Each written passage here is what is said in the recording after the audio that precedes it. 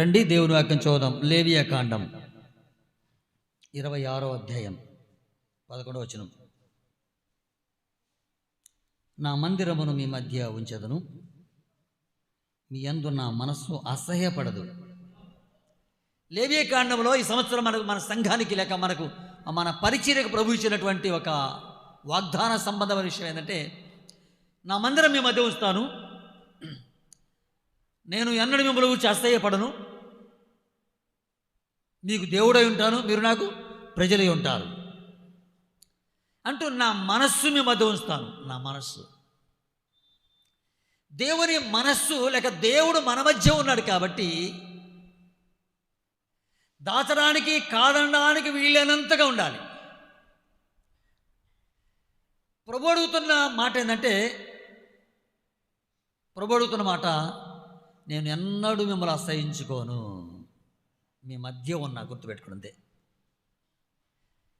ఇక మరలాని ఇట్ట అట్ట అని నేను వివరించి అడగట్లేదు.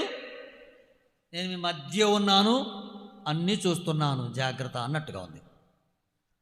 నేను మీ మధ్య ఉన్నవాడిని, నేను అన్ని చూస్తున్నవాడిని కాబట్టి జాగ్రత్త అన్నట్టుగా మనకి ఈవేళ హెచ్చరిస్తున్నటువంటి మాట.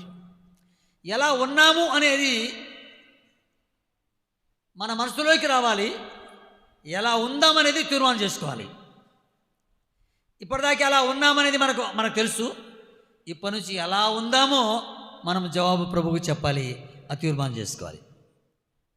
జనులలాగు అంటే సత్యమునకు స్తంభం అన్నారు. సత్యమునగా దేవుడే, నేనే మార్గము, నేనే సత్యం. సత్యం అనే ప్రభు అన్నాడు, నేను సత్యం, అసత్యం నా దగ్గర నేను సత్యమే. నేను దేవుణ్ణి అనే విషయంలో, మిమ్మల్ని రక్షించాను అనే విషయంలో, నేటి వరకు మిమ్మల్ని భద్రపరిచాను అనే విషయంలో సత్యమే. అయితే ఆ సత్యమే నాకు మీరు స్తంభాలుగా ఉండాలి. ఎట్టుండాలి? స్తంభముగా ఉండాలి అన్నాడు. రెండోది, ఆ సత్యానికి మీరు ఆధారమై ఉండాలి. సత్యానికి సంఘము స్తంభములాగా ఉండాలి, సత్యానికి స్తంభము ఆధారమై ఉండాలి. సంఘానికి 3 పేర్లు ప్రభు పలికిన మాట చెప్తాను. సంఘం అనే మాటకి లేక మందిరం అనే మాటకి జీవముగల దేవుని సంఘము, దేవునికి మహిమ కలుగునుగాక.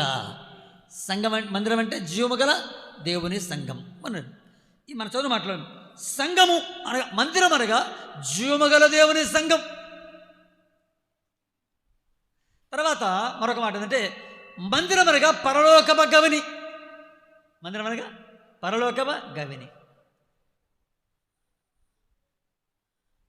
మందిరం అనేది దేవుని నివసించడానికి మానవుని హృదయంలో పెట్టుకున్న హృదయమే దేవుని నివసించే స్థలం.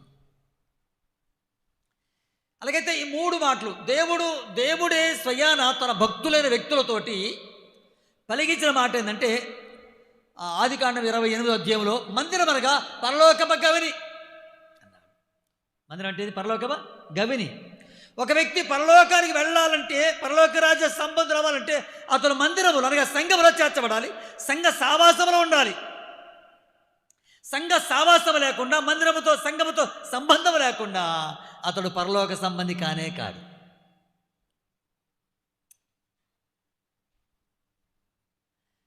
అందుకే దేవుడు దానికి అద్భుతమైన పేరంటే మందిరం అనగా పరలోకప గవిని, పరలోకప గవిని అన్నాడు.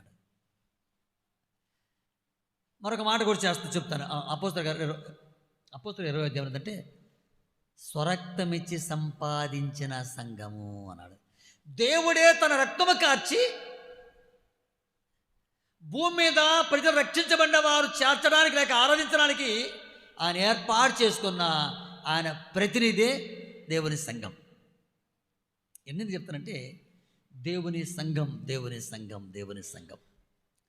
దేవుని సంఘములో మనం బాధ్యత కలిగిన వారిగా, భారము కలిగిన వారు ఉండాలని దేవుడు తీసుకొచ్చాడు. మాట్లాడు కదా, మిమ్మల్ని విలువ పెట్టి కొన్నాను అన్నాడు. ఎట్లా ఎట్లా ఎట్లా విలువ పెట్టి మిమ్మల్ని నేను కొన్నాను అన్నాడండి.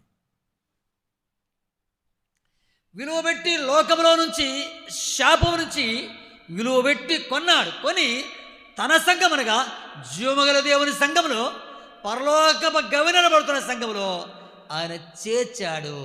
ఆయన భూమి మీద ఆరాధించేవారిగా ఉండాలని. సరే, ఇవన్నీ సంఘంలో చేర్చాడు. కానీ ఇక ముందున్న పనులు ఎవరు చేయాలో మనం వాక్యం చూద్దాం. దైవ సంబంధమైన పనులు, మందిర సంబంధమైన పనులు, సంఘ సంబంధమైన పనులు, ఇవన్నీ ఎవరు చేయాలి?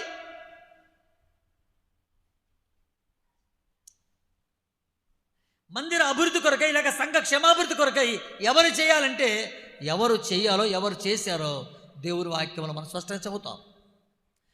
ఆ అభివృద్ధి కొరకై, దాని యొక్క అభివృద్ధి కొరకై ఎవరు చేశారో దేవుని వాక్యం చూడ. ఒకసారి నెహెమ్యా గ్రంథం చూడండి, లేక ఎజ్రా గ్రంథం తీయండి. ఎజ్రా గ్రంథం తీయండి. ఎజ్రా గ్రంథం 3వ అధ్యాయం 8వ. యెరూషలేములో నుండి దేవుని యొక్క మందిరమునకు వారు వచ్చిన 2వ సంవత్సరము 2వ నెలలో షయల్తీయేలు కుమారుడైన జెరుబ్బాబెలును, యోజాదాకు కుమారుడైన యెహోషువను చెరలో నుండి విడిపింపడి యెరూషలేమునకు వచ్చిన వారందరూ పని ప్రారంభించబడిరి. దేవునికి మహిమ కలుగునుగాక. చెర నుండి విడిపించబడిన వారు మందిర పని ప్రారంభించారు. ఈ లోకంలో ఉన్న మనం కూడా సాతాను చేతుల్లో పట్టబడినారు. సాతాను చెరలో, సాతాను సంబంధించిన వాటిలో మనం పట్టబడిన వారుగా ఉన్నాము. అందు నుంచి ఆయన మనల్ని కూడా విడిపించాడు. మందిరం ఎవరు కట్టారంటే ఆ చెర నుండి విడిపించబడిన వారు మందిర పని ప్రారంభించరి. ఎవరు ప్రారంభించారు? శరణునిగా పాపం నుండి, శాపం నుంచి విడిపించబడిన తన పిల్లలు లేక దేవుడు ఏర్పాటు చేసుకున్న తన ప్రజలు మందిరం పని ప్రారంభించారు. దేవుడు ఏర్పాటు చేసుకున్నాడు, మనమందరం కూడుకోవాలి, కలిసి ఆరాధించాలి, కాబట్టి మనకు మందిరం అవసరం అనుకున్నారు. వారు మందిర పని ప్రారంభించారు. మనమంతే కదా. అక్షరాల మనము కూడా వాక్యాన్ని బేస్ చేసుకొని మందిరం కట్టుకుంటూ వచ్చాం. నేటి వరకు మనం ప్రారంభం నుంచి నేటి వరకు మనం కట్టిన ప్రతి మందిరము దేవుని పిల్లలమైన మనము దేవుని ఆరాధించి మనమే మన మందిరం కట్టుకుంటూ వచ్చామండి. అది కష్టమైంది, అది నష్టమే, ఆర్థికమైన నలిగిపోయాము. కానీ ఆలస్యంగా వాక్యానుసారంగా మనం కట్టుకునే కృప దేవుడు మనకు అనుగ్రహించాడు. దేవుని మహిమ కలుగునుగాక. ఎవరో మందిరాలు కడతారు, ఇచ్చిపోతారు, కానీ అక్కడ దైవ సన్నిధి మనం ఉన్నట్టు చూడలేం. ఎవరో మందిరం కడతారు, వాళ్ళ డబ్బు ఎక్కువ ఉండి అలా వెళ్తారు, వీళ్ళు కూడా అలా చర్చికి వెళ్తారు, కానీ అందులో భారమైన వారు మనకు కనపడరు. కానీ ఇక్కడ మనం కట్టుకున్నాం, మనమందరం మనకున్న ఆర్థిక ఇబ్బందుల్లో, మనకున్న సమస్యలో కొద్దిగా ఇచ్చుకుంటూ సంవత్సరానికి అంత కట్టుకుంటూ రాగలిగాం. ఎందుకు వాక్యం చెప్తుంది. ఆ తర్వాత ఏమో చూడు, అక్కడ మళ్ళీ చదువుతుంది చూడు, ఏముంది అక్కడ. ఆ తర్వాత చూడండి, 20 సంవత్సరములు మొదలుకొని పయ్యూడు గల లేవీలు యెహోవా మందిరం యొక్క పనికి నిర్ణయించబడ్డారు అన్నాడు. ముందు శర నుంచి బయటకు వచ్చారు. బయటకు వచ్చిన వాళ్ళు మనకు మందిరం అవసరంగా అనుకున్నారు, పని ప్రారంభించారు. ఒకసారి నెహెమ్యా, దాని పక్కన నెహెమ్యా గ్రంథం చూడండి, దాని పక్కన ఉంటుంది నెహెమ్యా గ్రంథం 2వ అధ్యాయం. నెహెమ్యా గ్రంథం 2వ అధ్యాయం 18వ వచనం. ఇదియుగాక మనము నెహెమ్యా గ్రంథం 2వ అధ్యాయము నేను 18వ చదివిన. ఇదియు కాక నాకు సహాయం చేయు దేవుని కరుణ హస్తమును గురించి రాజు నాకు సెలవిచ్చిన మాటలన్నీ నేను వారితో చెప్పేది. అందుకు వారు మనము కట్టుటకు పూనుకొని రండని చెప్పి ఈ మంచి కార్యము చేయటకై బలము తెచ్చుకొనిరి. దేవునికి మహిమ కలుగునుగాక. ఈ మంచి పని,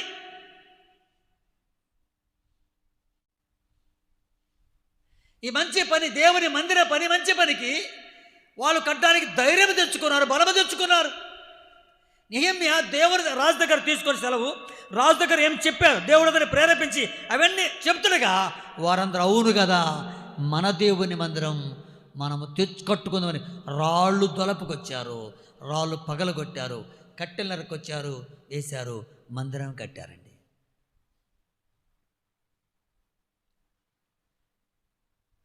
అంటే దేవుని మా కోసం ప్రాణబెట్ట ప్రభు, మా కోసం రక్తం చేసిన ప్రభు, మాకు పరలోకములో నివాసం ఏర్పాటు చేస్తున్న ప్రభు, ఆ ప్రభువుకు మందిరం భూమి మీద మేమే కట్టుకోవాలనుకున్నారు. వారు పూనుకున్నారు. ఇది మంచి పని, ఇది మంచి పని అన్నారు. ఏ పని అది? మంచి పని. మంచి పని చేయడానికి వారు పూనుకున్నారు. ఆ మంచి పనికి వారు స్తోమతకు తగ్గట్టుగా, వారి స్థాయికి తగ్గట్టుగా వారు ముందుకు రాగా అద్భుతంగా కట్టబడింది. ఎగతాళి చేశారు మందిరం కడుతుంటే. ఆ రోజుల్లో ఏమని చేశారంటే, ఒరే ఏం గోడలు రయ్యి, ఒక నక్క దూగితే పడిపోయే గోడలు రా అన్నారు. నెహెమ్యా కడుతుంటే అన్నారు కదా, అక్కడ ఉంది. నెహెమ్యా మందిరం కడుతుంటే, దేవుని ప్రజలు మందిరం కట్టుకుంటుంటే, ఏం మందిరం వీళ్ళు కట్టేది? తిక్క మందిరం అన్నట్టుగా ఒక నక్క దూగితే పడిపోయే గోడలను ఎగతాళి చేశారండి. కానీ వాళ్ళు అధైర్యపడలేదు, ప్రభు వైపు చూస్తూ సాగిపోయారండి. ఈ మాటలు భలే గుర్తొస్తాయి చాలాసార్లు. ఈ మాటలు నాకు చాలా గుర్తొస్తాయి. ఎప్పుడైతే ఒక మంచి పని మనము కార్యము చేయడానికి లేక మంచి పనికి పూనుకుంటామో ఖచ్చితంగా బలహీనపరిచే వారు కూడా ఉంటారు, ఎందుకు లేని వారు కూడా ఉంటారు. ముందుకు సాగిపోతుండగా దేవునిలో ప్రభువులో మనం సాగిపోతుండగా ఎందుకులే అనేవారు బొచ్చెడు మంది మనకి ఎదురవుతారు. కానీ ప్రభు ఏం చెప్పాడో అది చేయడం మనకి ఆశీర్వాదం. దేవునికి మహిమ కలుగునుగాక.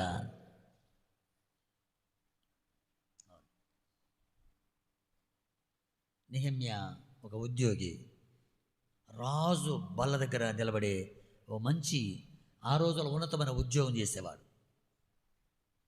నెహెమ్యా చదువు అదే ఉంటుంది. నెహెమ్యా గొప్ప ఉద్యోగం అయితే దేవుని మందిరం కట్టడానికి సెలవు పెట్టొచ్చాడు. దేవుని మందిర పని కొరకై తనకు ఉన్నటువంటి బాధ్యతను అదంతా పక్కన పెట్టేసి, నా దేవుని మందిరం పాడైపోగా నా నిద్ర పట్టుద్దా అన్నట్టుగా దేవుని మందిరం కాల్చబడుతుంది, దేవుని మందిరం పడదేయబడింది. అప్పుడు దేవుని ఆరాధించే దానికి సరైన మందిరం లేకపోగా పూడుకున్నాడు. ఉద్యోగాన్ని పక్కన పెట్టి వచ్చి దేవుని మందిరం కట్టాడండి. నిజంగా అంత భారమారికి దాన్ని అంటాను, భారంతో పాటు దేవుని మందిరం కట్టే భాగ్యం దొరికింది అనుకున్నారు. దేవునికి మహిమ కలుగునుగాక. దేవుని మందిరం కట్టే భాగ్యం మాకు దొరికింది అనుకున్నారు. వారు మందిరం పనిచేశారండి. కంసలి వారి పనిచేసరి, బంగారు పని వాళ్ళు పనిచేసరి, ఆయా పనులు చేసేవారే మందిరం పనిచేశారు. అంటే వారి పని కొంత పక్కన పెట్టి విరామం తీసుకొని దేవుని మందిరం పని కట్టారు. మీరు నెహెమ్యా గ్రంథం చదువుకోండి, అయ్యే ఉంటాయి. వారు పని కలిగిన వారే, గాలి తిరిగే వాళ్ళు కాదు. ప్రభు నమ్ముకున్న వారు మస్తు మందారు, దేవుని నమ్మకంగా ఉన్నారు. ఇది మా దేవుని పని, అయితే మా పని కొంత పక్కన పెడదాం అనుకొని పక్కన పెట్టి దేవుని మందిరం పనిచేస్తారండి. ఒక మాట చెప్పనా? నెహెమ్యా గ్రంథంకి రండి. నెహెమ్యా గ్రంథంలోకి రండి, ఒక మాట చదువుతా. చివరి అధ్యాయం, నెహెమ్యా గ్రంథం చివరి అధ్యాయం చదువుతున్నా చూడండి. 13వ అధ్యాయం 14 చదువుతున్నా.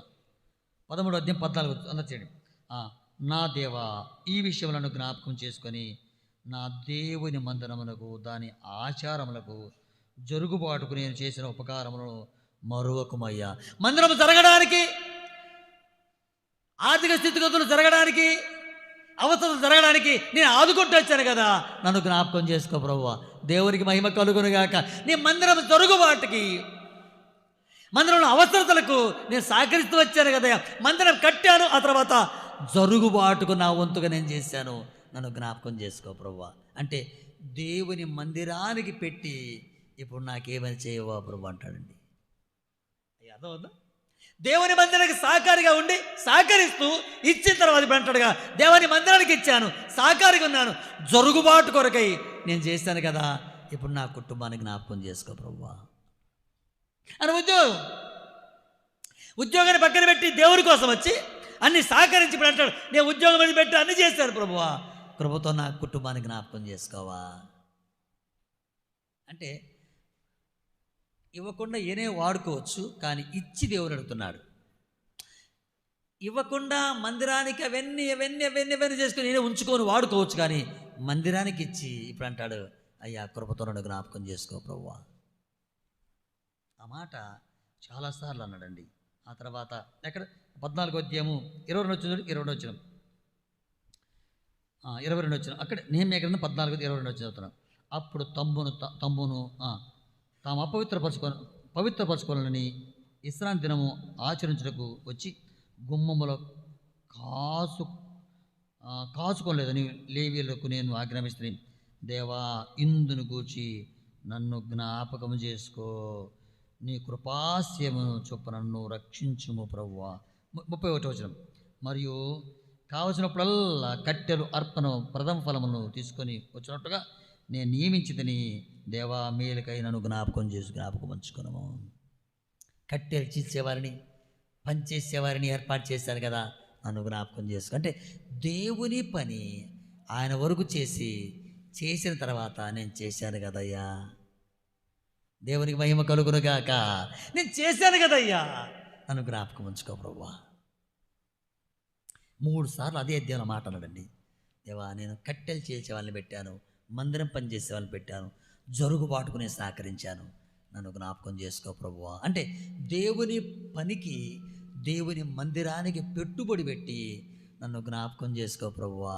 ఆ పెట్టుబడి పెట్టకపోతే ఎవరు మునిగిపోయింది ఏముంది, ఆ నూదికి పెట్టింది అని వాళ్ళు ఎవరు లేదు. కానీ నా ప్రభువు కోసం పెట్టాలనుకున్నాడు, ప్రభువుకు పెట్టి ఇప్పుడు అంటాడు నన్ను జ్ఞాపకం చేసుకో ప్రభువా. కాబట్టి వేళ దేవుని మందిర పని దేవుని ఆరాధించే భక్తులు పెట్టాలి, వారే ముందుకు సాగాలి. సాగిన తర్వాత దేవా, నేను చేశాను కదా. ఇప్పుడు మాట చెప్ప మీకు ఒక మాట మీకు చెప్తుండే. హిజ్కియా చచ్చిపోబోతున్నాడు అని చెప్పాడు యెషయా ప్రవక్త వచ్చి. హిజ్కియా, నీళ్లు చక్కబెట్టుకో, నువ్వు చచ్చిపోబోతున్నావు అన్నాడు. ఇప్పుడు బోర్ను ఏడ్చి తనకలాలా దేవుని దగ్గరికి వెళ్ళి గోడ తట్టు ముఖం పెట్టుకొని, దేవా, నీ ఎడలా నేను ఎంత యథార్థంగా ఉన్నా నీకు తెలుసు కదయ్యా, నేను ఎట్ట బ్రతికా నీకు తెలుసు కదయ్యా, నా యవ్వన కాలంలో మందిరపు తలుపులు తెచ్చాను, మందిరం బాగు చేశాను, మందిరం కొరకు ఏర్పాటు చేశాను, రాజుగా ఉన్నాను, అన్నీ చేశాను కదా, నన్ను జ్ఞాపకం చేసుకో ప్రభు అంటే ఎమ్మటి దేవుడు అన్నాడు, ఓ 15 సంవత్సరాన్ని ఆవశ్యపడిగించాను పో, దేవునికి మహిమ కలుగునుగాక, ఓ 15 సంవత్సరాన్ని ఆవశ్యపడిగించాను పో అన్నాడు. అంటే ఇప్పుడు నెహెమ్యా కానివ్వండి, హిజ్కియా కానివ్వండి, ఎజ్రా కానివ్వండి, వారు దేవుని పనికి పెట్టుబడి పెట్టారు. ఇప్పుడు ప్రభు దగ్గర అడుగుతున్నారు, ప్రభువా నాకేంటయ్యా. అందువల్ల దేవుని మందిరం కొరకు, దేవుని పరిచర్య కొరకై వారు పెట్టుబడి పెట్టి, ఖర్చు పెట్టి ఇప్పుడు అన్నారు, నేను పెట్టాం కదా, నన్ను జ్ఞాపకం చేసుకో ప్రభువా. మొన్న ఒక ఆయన నాతో అన్నాడు, అసలు నేను లేకపోతే ఆ పెద్ద చర్చ్ ఉండేది అన్నాడు, నేను లేకపోతే పెద్ద చర్చ్ ఉండదు అన్నాడు. నువ్వు కాబట్టి మెయ్యలాంటి వాడిని ఏర్పాటు చేసుకునేవాడు దేవుడు, అంతే, ఏముందాడ దేవుని స్తోత్రం. నేను లేకపోతే ఏం కాదు, నేను లేకపోతే కదా నిన్ను దేవుడు దీవించడానికి ఏర్పాటు చేసి నీతో పెట్టుబడి పెట్టించాడు. అసలు పునాది నుంచి ఆ రంగులు అవన్నీ నా డబ్బులతో పెట్టానన్నా, నా డబ్బులా అంటే ఒకవేళ బాధ్యత కలిగి ముందుండవచ్చు, ఒకవేళ అందరూ 10 రూపాయలు ఇస్తే 11 రూపాయలు ఇవ్వచ్చు అన్నాడు. ఇచ్చింది ఎవరికి? మందిరానికి. దేవునికి ఎప్పుడైతే మనము ఇస్తామో దేవుణ్ణి అడిగి పొందుకునే వారికి ఉండాలి. మనం దేవునికి మహిమ కలుగునుగాక, దేవుని అడిగి పొందుకుని తట్టు. దీంట్లో ప్రియులారా, మనం చదివిన లేఖన భాగంలో దేవుని మందిరం అనగా మనం నిర్మించుకునేది మందిరం, దేవుని సంఘాభివృద్ధికి మనమే ప్రయత్నం అయితే దీనిని అంచెలంచెగా దేవుడు అభివృద్ధి చేయాలి. మనం ప్రారంభించిన పని, ప్రారంభించిన సేవ, ప్రారంభించిన పని, దాన్ని మనం కొనసాగిస్తుండగా దేవుడు సహకరించాలని కోరుకోవాలంతే. ఒక మాట చేసి నేను ప్రార్థన చేస్తాను. ఒకసారి మార్క్స్ వార్త 2వ అధ్యాయంలో ఒక మంచి మాట చదివి మనం ప్రార్థన చేసుకుందాం. ప్రభువు ఉన్న దినాలలో ఒక మందిరం గురించి వెళ్ళాడు. 3వ అధ్యాయం, మార్క్స్ వార్త 3వ అధ్యాయం 2వ మాట చదువుదాం. మార్క్స్ వార్త 3వ అధ్యాయం. సమాజ మందిరంలో ఆయన మరలా ప్రవేశింపి అక్కడ అన్నమాట మార్చండి. మార్క్స్ వార్త 3వ అధ్యాయం వచ్చినాం. సమాజ మందిరంలో ఆయన అంటే యేసు మరలా ప్రవేశింపగా అక్కడ ఓచ చేయగలవాడుండెను. ఎవరున్నారు? అందరూ ఎవరున్నారు? ఓస చేయగలవాడున్నాడు. ప్రభు వాక్యం అందిస్తున్న ఆ రోజుల్లో, ప్రభు సువార్త ప్రకటిస్తున్న ఆ రోజుల్లో మందిరములో ఆనాడున్నారు, ఈనాడు కూడా బలహీనులు ఉన్నారు. ఓస చేయగలవాడు అనగా ఉపయోగము లేని చెయ్యివాడు అని. ఉపయోగము లేని చెయ్యి ఆ రోజులు ఉన్నది, ఈ రోజులు ఉన్నది. దాని తర్వాత చూడండి, ఉండను. అచ్చట ఆయన వారి మీద అచ్చట వారు ఆయన మీద న్యారములు మోపవలనండి. మందిరంలో ఎవరున్నారు అంటే ప్రభు ఉన్న రోజుల్లో ఆయన వాక్యం చెప్పిన మందిరానికి వెళ్తే ఊస చేయగలవారు, ఆ తర్వాత న్యారాలు మోపేవాళ్ళు ఉన్నారు మందిరంలో. ఎవరున్నారు చెప్పండి? ఒకటి ఊస చేయగలవారు, రెండోది న్యారాలు మోపవారు. అదట్ట ఇదట్ట అది ఇది ఎందుకు అన్నవాళ్ళు. మరి నేడు దేవుని మందిరంలో జనులు ఎలాగా ఉండాలంటే ఆ సత్యంలోనికి నడిపించగా నేటి వరకు కూడా మందిరానికి వెళ్తే ఇంటికి వెళ్తారు తప్ప కొన్ని విషయాలు పరిపూర్ణమే లేదు. దేవుని మందిరంలో జనులు అంటే దేవుని సాక్షులుగా ఉండాలి. చదివిన మాటలు మార్క్స్ వార్తలో ఒకటి, మందిరంలో ఎవరున్నారు? ఓస చేయగలవారు. మందిరం ఎవరున్నారు? నేరాలు మోపేవారు. మందిరంలో ఓస చేయి అంటే దేవునికి ప్రార్థనలో మోకరించి చేతులు చాపి ప్రార్థన చేయాలంటే ఓస చెయ్యి. ఒకవేళ తరచుగా మందిరానికి వెళ్తుంటే వస్త్రపడేవాళ్ళు ఎవరున్నారు చూడండి. మళ్ళీ కొందరు లిస్ట్ ఉన్నాడా. తర్వాత ఎవరున్నారో మళ్ళీ చూడండి. ఆ తర్వాత 6వ వచనం చూడండి. పరిచయులు వెలుపలికి పోయి వెంటనే హేరోదులతో కలుసుకొని ఆయనను ఎలా సంహరింతుమా. ప్రభుకు విరోధమైన ఆలోచన చేసేవారు మందిరంలో ఉన్నారు. ఓసేయగలవారు ఉన్నారు, అసూయ పరులున్నారు, ప్రభువునే చంపాలనుకున్నవారు. ఆ తర్వాత కంటిన్యూగా ఆయనకు విరోధముగా ఆలోచన చేసేవారు.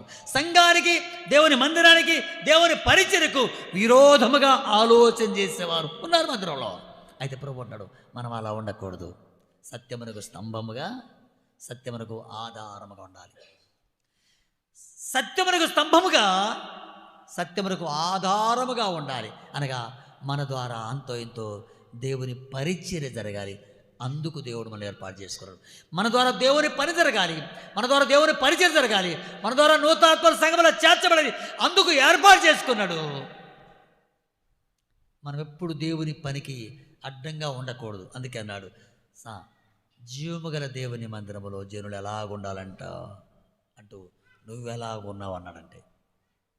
ప్రభుదిన మందు ప్రియులారా, మందిరంలో ఓస చేయగల వారు ఉన్నారు, ఆటంకపరిచే వారు ఉన్నారు, అసూయపరులు ఉన్నారు, ఆ తర్వాత విరోధమైనటువంటి స్వభావం కలిగిన వారు ఆ రోజుల్లో. ఈరోజు అలా ఆలోచన కనీసం అంటే మన మనసులో కూడా రాకూడదు. ఆ స్వభావం మనలో ఉండకూడదు. మన చేతనవైతే దేవుని మందిర పనికి, సేవ అభివృద్ధికి మనం ఈ సంవత్సరం తోడ్పాటుగా ఉండాలి. ఇప్పుడు నా మందిరం మీ మధ్య ఉంచుతాను, నా మనసు మీ మధ్య ఉంచుతాను, నేను ఎన్నడూ మిమ్మల్ని అసహించుకోను. అది నెరవేరడానికి మనము సత్యమునకు స్తంభాలుగా ఉండాలండి. నీ వాక్య సారాంశమైన సత్యం అనగా వాక్యానికి కట్టుబడి ఉండేవారిగా ఉండాలి. మనల్ని చూసిన వారు మన సంఘానికి ఆకర్షించబడాలి. మనల్ని చూసిన వారు ఏడమారు మనసు మంది ఎర్రవిల్లు అనుకోవాలి. మనము దేవుని ఆరాధన చేస్తుంటే వాళ్ళతో పాటు పోతే మన జీవితాలు పరివర్తన చెందుతాయని ప్రజలు చెప్పుకున్నట్టుగా ఉండాలి మన జీవితాలు. ఈ సంవత్సరం ప్రభు మనతో చెప్తున్నమాట, నా మందిరం మీ మధ్య ఉంచుతాను, నా సన్నిధి మీతో ఉంచుతాను, అసహ్యపడను, మీరు నాకు ప్రజలై ఉంటారు, నేను మీకు దేవుణ్ణి ఉంటాను. మనం చెప్పుకున్న మాటలో మనం సత్యమునకు స్తంభముగా ఉండాలి. సత్యానికి ఆధారం మనమే, సత్యానికి ఆధారం మనమే.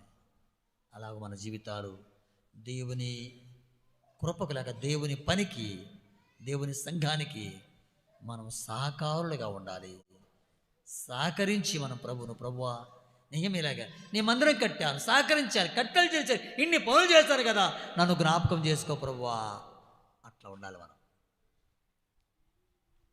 చేసి ప్రభు పని చేసి లేక ప్రభు దగ్గర ప్రార్థన చేసి ప్రభుకు ఆరాధన చేసి ఇప్పుడు ప్రభువునే అడిగేటట్టుగా ఉండాలి. దేవా నేను చేశాను కదయ్యా, నేను చేశాను కదయ్యా, కృపతో నా కుటుంబాన్ని, నేను చేసే పనిని జ్ఞాపకం చేసుకో ప్రభు అని ప్రభును ముఖాముఖిగా అడిగే స్థాయికి మనం వెళ్ళాలి. నేను మీ దేవుడును, మీ మధ్యనే ఉన్నాను, మిమ్మల్ని నడిపిస్తానన్నాడు. ఇక్కడ 26వ అధ్యాయంలో 4 మాటలు, నా మందిరం మీ మధ్య ఉంచుతాను, అసహించుకోను, మిమ్మల్ని నడిపిస్తాను, మీకు దేవుడై ఉంటాను, మీరు నా ప్రజలై ఉంటారు. అలాగైతే మనం సత్యమునకు స్తంభముగా ఆధారంగా ఉండాలి. దేవుని పనికి మన ఆటంకం ఉండకూడదు. దేవుని పనికి మన వంతుగా ప్రార్థన లేక ఇంకోట సహకారులుగా ఉండాలి. అప్పుడే మన కుటుంబాలు 100కు 100 పాలుగా దేవుని చేత బ్లెస్ చేయబడతాం, దేవుని చేత దీవించబడతామండి, దేవుని చేత గొప్ప చేయబడతాం. నీతిమంతుల పిల్లలు తనాంతరం వర్ధిల్లుదురు. దేవునికి మహిమ కలుగునుగాక. నీతిమంతుల కుటుంబాలు, వారి పిల్లలు తనాంతరం వర్ధిల్లుతారని దేవుడు చెప్పిన మాటనంతే. అది నెరవేర్చబడ్డానికి మనం సంఘములో స్తంభాలుగా, సంఘములో సాక్షులుగా మనం ఉండాలండి. పలానా చర్చి వాళ్ళు, పలానా సంఘం వాళ్ళని మనం చూసి చెప్పుకున్నట్టుగా మన జీవితాలు దేవుడు అలా మన బ్రతుకుతే, మన ద్వారా కనీసం ఒక్కరైనా ఇద్దరైనా ప్రభుని అంగీకరిస్తే మన కుటుంబాల లక్ష్యం, ప్రభు పలానా వాక్యం చెప్పి తీసుకొచ్చారు కదా అని ప్రభు దగ్గర మనం అనడానికి ధైర్యం ఉండాలి. నేను పలానా వాక్యం చెప్పగా ఆ అన్న నమ్ముకుని అక్క నమ్ముకుంది కదా అని ప్రభు దగ్గరికి వెళ్ళి ముఖాముఖిగా ఆయన అడగలమా? అడగాలంటే మనం దేవుని పని చేద్దాం, ప్రభు కొరకు ఫలిద్దాం. మన కుటుంబాల దేవుడు 100కు 100 పాలు విస్తరింపజేస్తాడు. అట్టి కృప స్థానిక సంఘ పిల్లలందరికీ దేవుడు అనుగ్రహించునుగాక. మోకని ప్రార్థన చేద్దాం.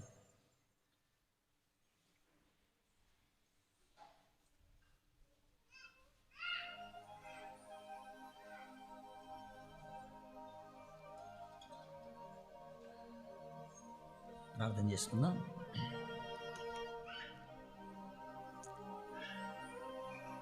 ప్రార్థన చేసుకొని సెలవు తీసుకుందాం. పిల్లలారా, మరి ప్రభు పాదాల దగ్గర దేవుని మాట్లాడిన సంవత్సరం మన కుటుంబాల దేవుడు విస్తరింపచేయాలంటే మనం దేవుడికి విస్తారంగా ఉపయోగపడదాం. ప్రార్థన, ఆరాధన, పరిచర్య చేద్దాం ప్రభు దగ్గర. 2025వ సంవత్సరం ప్రభు రాకపోతే నిలబడి ప్రభు మేము చేశాం కదా అని ప్రభువుని అడుగునట్లుగా మనం ఉందాం. ప్రేమ కలిగిన పరలోకపు తండ్రి, మా ప్రియుడమైన ప్రభువా, మీకు కృతజ్ఞతా వందనాలు.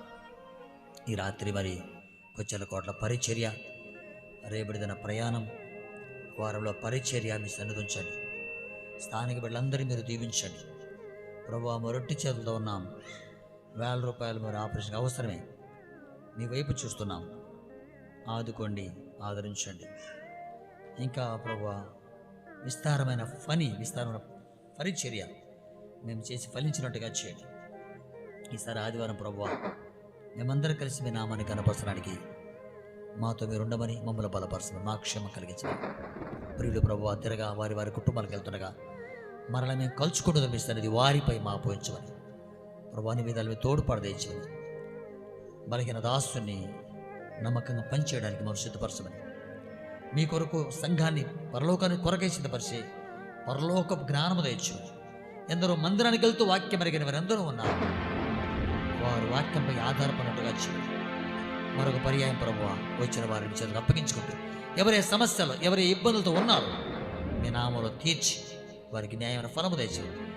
ప్రభు చదువుల కోసం, ఆయా స్థలాల చదువుల కోసం వెళ్ళిన విద్యార్థుల కొరకై ప్రార్థన చేస్తూ వారి క్షేమం కలిగించమని కోరుకుంటూ అన్ని విధాలు దయపాలించమని, క్షేమం కలిగించమని, మా రక్షకుడు పునరుద్ధరణ జీవాధిపతి యేసుక్రీస్తుని బట్టి శక్తి గల నామమును బట్టి స్తోత్రం చెల్లించి ప్రార్థించి దీనులమై వేడుకుంటున్నాము తండ్రి. అందరికీ వందనాలండి. ఈ ప్రభుత్వ వారం ముగించబడింది. ఈ వారం జరగాల్సిన పరిచర్య పని కొరకై తప్పక మీరు ప్రార్థన మనవి చేస్తూ మీ కొరకు మీరు అర్థం చేస్తుండగా మా కొరకు మీరు ప్రార్థన చేసి అలా ముందు సాగిపోదాం.